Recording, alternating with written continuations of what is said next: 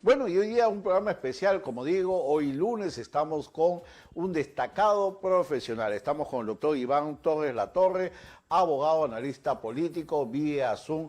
Doctor Iván Torres, bienvenido, muy buenas noches a En Punto Municipal. ¿Cómo están? Muy buenas noches, gusto saludar. Buenas noches.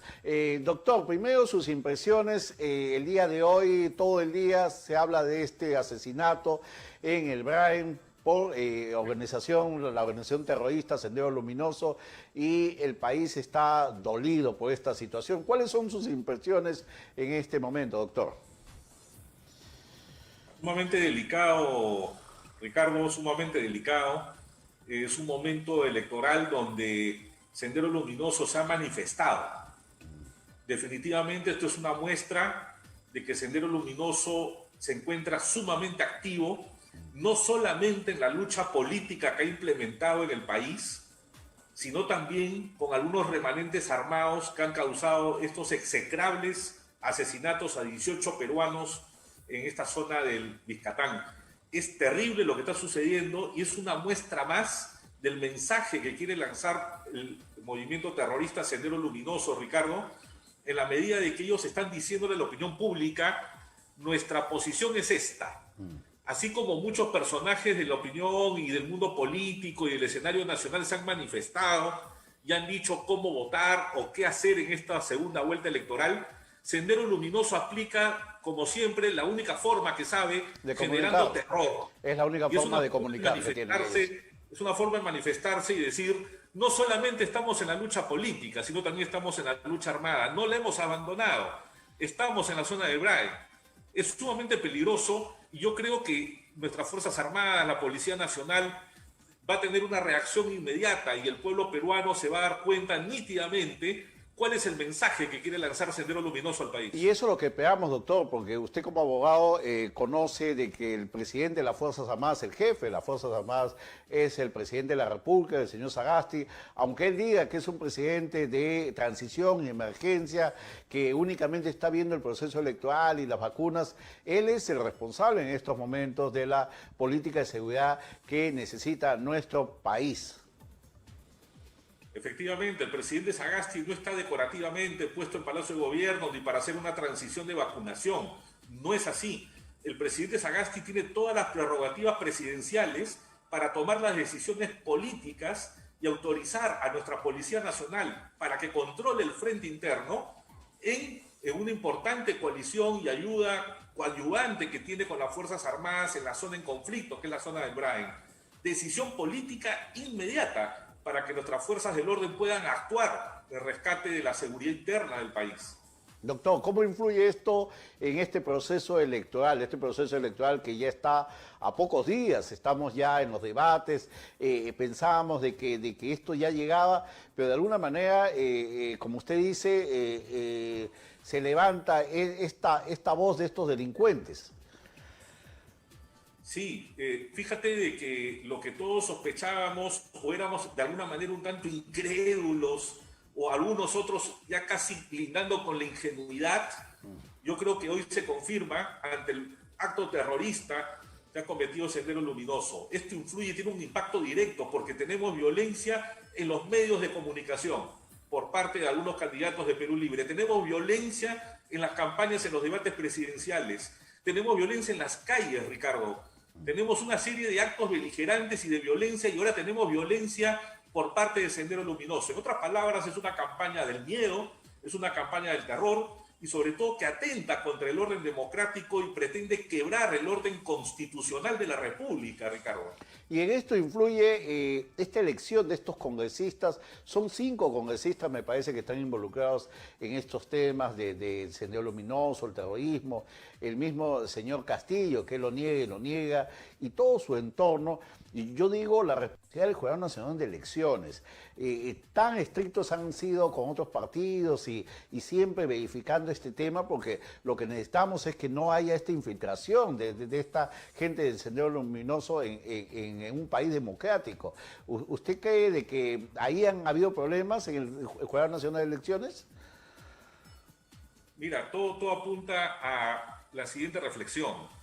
ese garantismo que todos defendemos y ese orden democrático que todo el mundo pregona que es correcto evocarlo y enunciarlo, no significa debilidad, no significa que las autoridades del país en el orden político, social, económico, militar y policial bajen la guardia y permitan la participación bajo lo políticamente correcto o el buenismo en la política o defender las reglas de juego de la democracia no significa que tengamos que aceptar la participación política de gente que está en proceso judicial por terrorismo, otros condenados, y esos discursos edulcorados, esos discursos acaramelados donde se dice que todos tienen derecho a una nueva vida, por desgracia, no podemos evocar esos enunciados. Existen problemas serios que ha atravesado el país, Ricardo, y que tenemos que tener filtros, controles. Doctor, pero el Congreso, disculpe,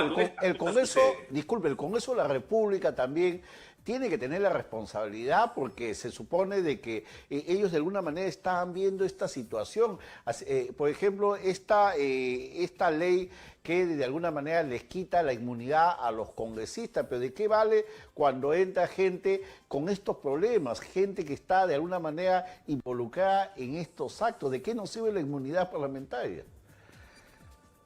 Está puesta decorativamente un mural seguro del Palacio Legislativo, Ricardo, porque esto es la población de a pie, el vecino, tú, yo, que vivimos el día a día. Lo que está esperando la población es una reacción por parte de las autoridades del país. Esas palabras edulcoradas, vuelvo a repetir, no pueden concebirse para delitos en el caso de terrorismo. Así como se ha sido tan estricto con otros tipos de delitos, yo creo que ahora también las instituciones tutelares, como el Jurado Nacional de Elecciones, debió haber puesto un filtro importante a los partidos políticos para que no se permita esta cola de sujetos procesados no solamente por terrorismo, sino también hay gente que está procesada por corrupción en todos los partidos políticos. Entonces yo creo que el Jurado Nacional de Elecciones miró de perfil todas las presentaciones, las listas, las candidaturas, no se hizo problema y lamentablemente ahora estamos en esta coyuntura donde tenemos prácticamente un brazo político del Movadef, CONARI, disfrazado de partido político democrático. Lo que ahora están haciendo es maquillar las propuestas con las que ganaron en primera vuelta. Se engañan ellos a sí mismos, generan una incertidumbre política, jurídica y social para el país, Ricardo. Ellos ganaron con una propuesta política en primera vuelta y ahora con una estrategia y un viraje estratégico. Ahora quieren cambiar. Me imagino usted, por su trayectoria, por sus conocimientos académicos, doctor, se ha quedado sorprendido de este debate técnico ayer, donde el partido Perú Libre no ha demostrado nada, nada, totalmente vacío, todos los fundamentos, todas las preguntas, las respuestas. ¿Usted cree que este equipo técnico es decorativo o de alguna manera va a trabajar con el señor Castillo? Fíjate, muy buena pregunta. Analicemos desde el inicio. El título del debate planteado por la autoridad electoral era debate técnico. Sin embargo, como tú bien lo notas, el día de ayer fue un debate prácticamente político y de pullas. Inclusive hasta las pullas no fueron nada elegantes, inclusive hasta los puyazos no fueron nada técnicos. Tú puedes debatir con muchísima altura política o técnica sin necesidad de caer en un discurso totalmente barato y populista. De burlarte de los muertos, como fue el caso del señor Páez con Ana García también. Por ejemplo, ¿no? Traer a colación escenarios de gente que ahora no participa en estas elecciones presidenciales, o por ejemplo hablar de situaciones altamente populistas que no son viables en la práctica, no tienen una viabilidad jurídica, constitucional. Ya no saben cómo decirnos que van a cambiar la Constitución. Llegaron a decirnos que se iban al jurado, compraban un chip y con ese chip cambiaban la Constitución. O sea, se trata de compras de chip y con eso ya cambiamos todo un orden constitucional. Y eso, doctor, confunde mucho a la población y la hace ser más ignorante, porque hay que decirlo, uno puede ser ignorante en muchas cosas, yo puedo ser ignorante en medicina, pero no podemos volver al pueblo más ignorante y confundirlo con estas situaciones de que si tú eres, a ti no te llamo informal porque tú no has tenido oportunidad. Hay muchos peruanos que se esfuerzan día a día y no tienen tampoco la oportunidad del gobierno. Así es correcto, Ricardo. Por desgracia, este grupo de movimientos políticos antidemocráticos utilizan el caldo de cultivo que nos ha dejado ciertas políticas nacionales que han encrudecido la pobreza, el malestar, la falta de empleo, la ausencia de salud por parte del Estado al gran pueblo peruano. Estos vacíos lo utilizan estos grupúsculos políticos. Y que uno, perdón doctor, que estos vacíos, perdón, nosotros los reconocemos, usted y yo y todos sabemos de que hay estos vacíos, no se puede negar, no se puede negar esto. Son reales, Ricardo, son reales, existen, es parte del problema nacional, pero este problema nacional lo está recogiendo este grupo de gente improvisada, audaz, totalmente temeraria, y que están tratando de generar una engañifa al pueblo peruano. Es una engañifa. Entonces la decepción, las ansias de cambiar estas cosas, Ricardo, ¿no?, hace que muchos peruanos nobles, de buenas intenciones, se confundan, escuchen este discurso y se dejen abrumar por este discurso altamente populista. Y piense de que de llegar al gobierno, de la noche a la mañana todo el mundo va a tener dinero, se acabaron los problemas en el sector salud, en el sector educación, y todos estos temas, cualquier reforma, si fuese verdad, todas estas reformas van a durar años y años, y ellos no se preocupan de esta pandemia, que es una emergencia en estos momentos. Día a día mueren más peruanos y no podemos pensar en promesas a largo plazo también.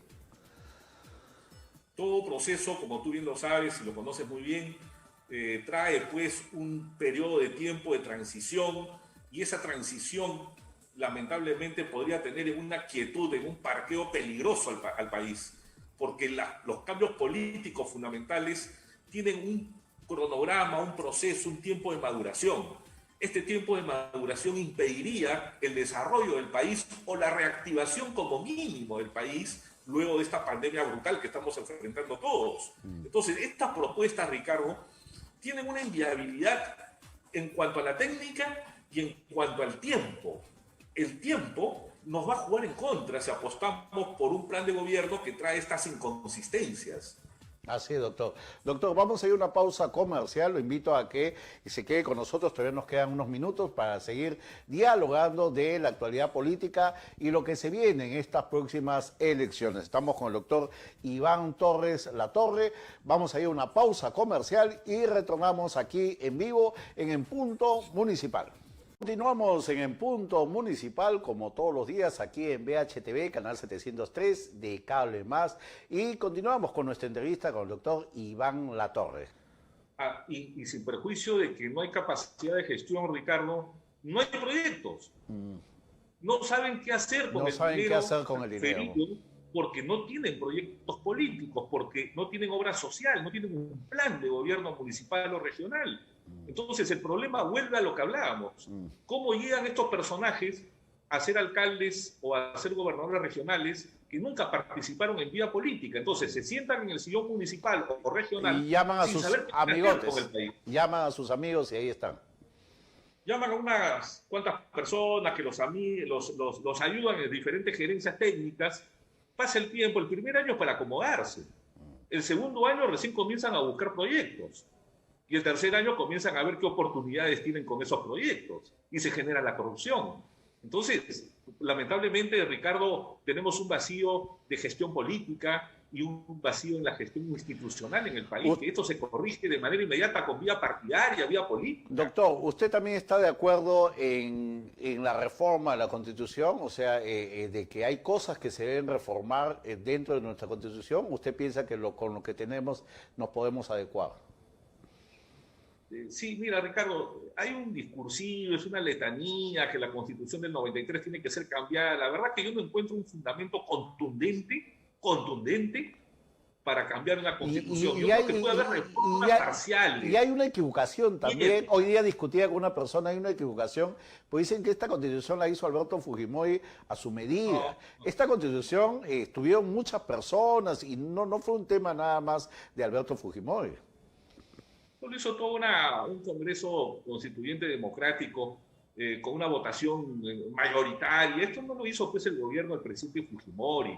Aparte que no es un modelo fujimorista, esta es la tendencia de la comunidad internacional, Ricardo. Hay que decirlo así. La economía social del mercado, los mercados abiertos, las privatizaciones y una serie de factores que se incorporaron en la Constitución del 93, es prácticamente la dinámica global.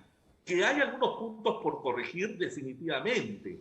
Por ejemplo, los temas sociales, los temas de distribución de riqueza obtenida, de la explotación de la energía o de los recursos naturales en el país podrían corregirse, y para eso se hacen enmiendas o reformas parciales, artículo 206 de la Constitución. Y las judiciales, la reforma judicial también usted cree que no se ha avanzado. Las reformas judiciales de imperiosa necesidad, pero más allá de eso yo creo que pasa por una modernización de la reforma judicial, como se hizo en los años 90. El Perú antes de los años 90 vivía aislado, anquilosado, antiguo, bajo formatos sumamente vetustos, inservibles, anacrónicos, y de alguna manera la Constitución del 93 nos llevó a la reinserción del país a la vida económica internacional y sobre todo nos llevó a la modernización de las instituciones públicas del Estado, Ricardo.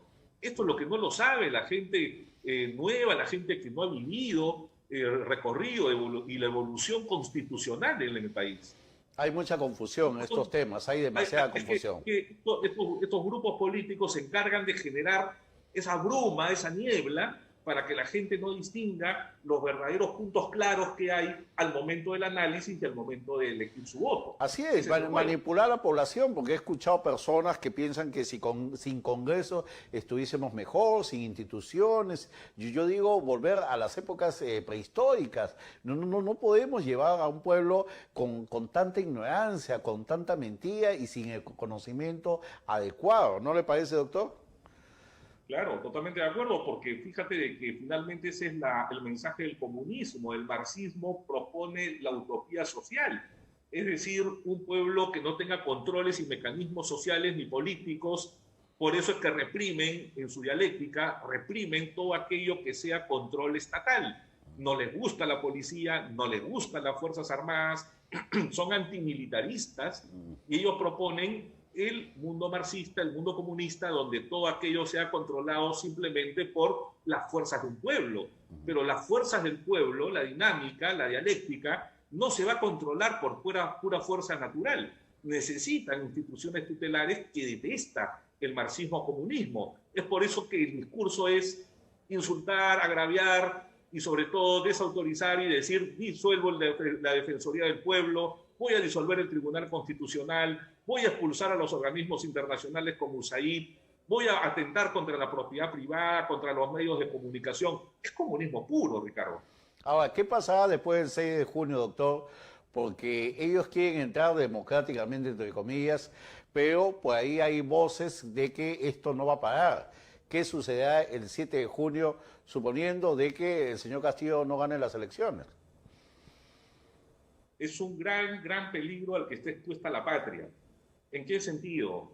De que el descontento por parte de la gente, de los seguidores de Castillo, va a ser tremendo, pero sobre todo azuzado artificialmente por estos mensajes, por estos códigos que maneja Movadef Conari dentro de Perú Libre.